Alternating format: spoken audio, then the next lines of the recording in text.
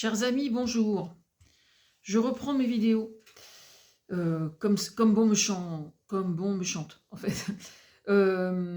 J'ai vu un documentaire ces derniers jours sur J.D. Vance. Donc je vais poser sous cette vidéo le lien où je vous lis un chapitre de mon livre qui commente l'idée reçue suivante. Les religions sont responsables des guerres. J'avais entendu ça un jour et donc j'ai travaillé sur ce sujet-là dans mon livre qui s'appelle Toxicité des livres sacrés, disponible aux éditions Nombre 7. J'ai regardé dernièrement donc un reportage sur J.D. Vance, vice-président des USA. C'est un profil interpellant à bien des égards et sur lequel je vais revenir sous un angle différent.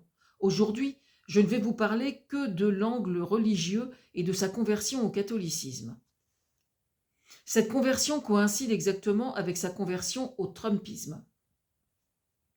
Prétendre que quiconque se soit converti au Trumpisme est ce qu'on appelle un abus de langage, puisque ça sous-entendrait que Donald Trump serait digne de porter une véritable idéologie, ce dont je doute, puisque seul son ego guide sa route et sa capacité à tordre d'une part la réalité, ensuite la constitution de son pays et enfin l'histoire des USA comme bon lui semble, ce qui n'a pour seule vocation que de servir son enrichissement personnel et celui de sa famille, ce que personnellement je ne considère pas comme étant suffisant pour induire ce que j'appelle des valeurs en soi qui puissent porter ce que l'on nomme une quelconque idéologie.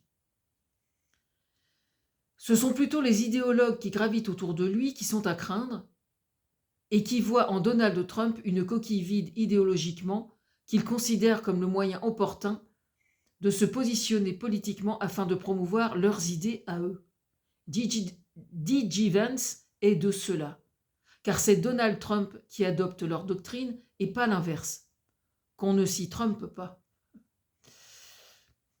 Un brin d'humour ne fait pas de mal. Sur ce point, effectivement, il rejoint, comme si c'était nécessaire de le démontrer, les pratiques d'un Poutine, par exemple, pour qui il éprouve la plus grande admiration. C'est vous dire à quel point il est crédible quand il prétend proposer un plan de paix pour résoudre la guerre en Ukraine, contrairement à ce qu'il prétend. Je reviens à D.J. Vance et à sa conversion, qui est le sujet de mon article. La question qui se pose, une fois vu ce reportage, serait: était-il sincère quand il s'est converti? Les avis sont partagés sur ce point. Petite parenthèse, j'ai regardé ce reportage et ils interrogent des gens qui ont été ses amis à certaines périodes de son enfance, adolescence, après, et qui regardent le parcours.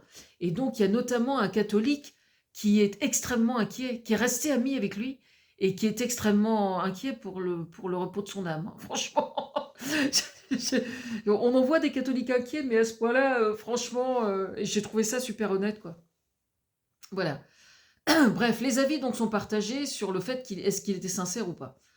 Alors que jusqu'à cette conversion, il avait fait bien des déclarations qui descendaient Donald Trump 6 feet under, comme on dit, autant dire dans le caniveau, je serais tenté de préciser, dans l'hypothèse où certains, à juste titre, trouvent dans la religion, pourquoi pas le catholicisme, de passer des ténèbres à la lumière, il semble bien que visiblement, certains, en ce qui le concerne en tout cas, soient passés allègrement de la lumière qu'on appelle lucidité aux ténèbres et à l'obscurantisme.